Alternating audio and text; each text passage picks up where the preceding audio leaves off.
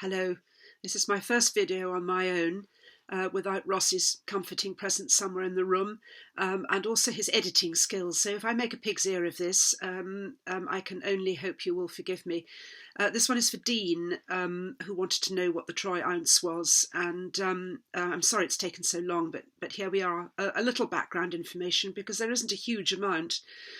The clues to the troy ounce and its ancient origins really lie in the word troy, and I'll come back to that.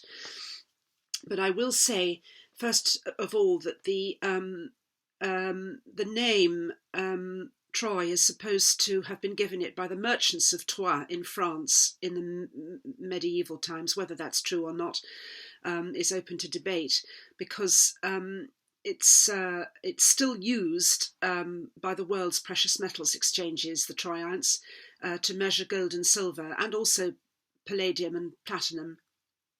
When I say precious metals exchanges, I should actually say commodities exchanges, because unfortunately, although gold and silver have been used as money for thousands of years, today they are simply, and I think wrongly, regarded as merely commodities.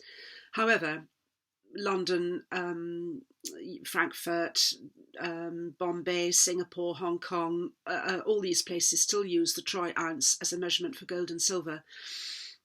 And being a gold and silver bug myself, it rather pleases me to be able to ring up my goldsmith and ask him to buy, or more often to sell, a troy ounce of gold, which is a very satisfying thing to do. Better if you're buying it, of course, rather than selling it.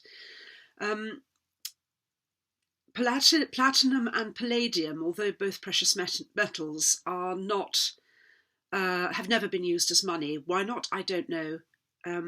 It's one of those esoteric subjects that I don't know the answer to, like many others.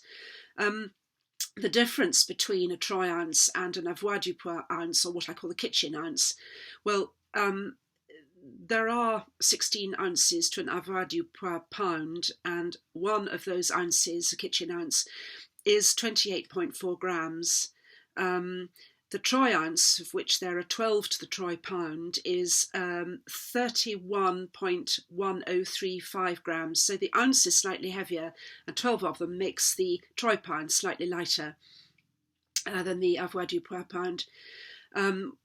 Which, as most people of my age will remember, was outlawed in this country without democratic mandate, retained only for certain things.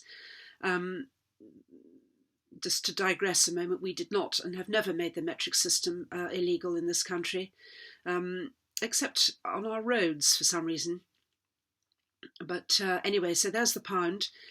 And to my mind, the medieval origin is nonsense, and as I said earlier, the clue to that lies in the name Troy, because in Wright's dialectical English dictionary is the word for balance, which is Troy, T-R-O-Y, I mean, sorry, and which is very significant because there is a wealth of evidence to link the Welsh word troedd and our name Troy to an old verb truare, which I don't think is Latin, meaning the turning point.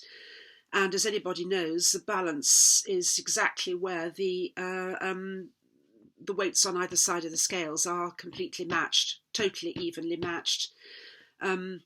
Incidentally, the only place where the metric system of centimetres and the imperial system of inches meets is at 50 inches, which is exactly 127 centimetres. Just one of those bits of useless information that I toss in there.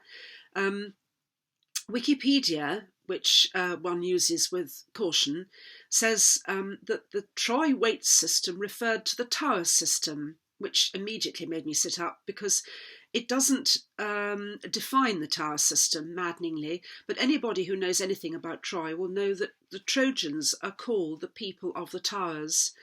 So those two clues might seem a little bit airy-fairy, but they're there to show, to my mind, that the Troy system of measurements is much older than medieval.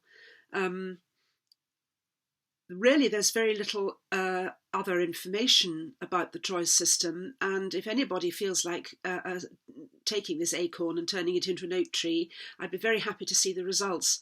But there you are, Dean. I hope that's a small and uh, um, small introduction to the Troy system. Thank you.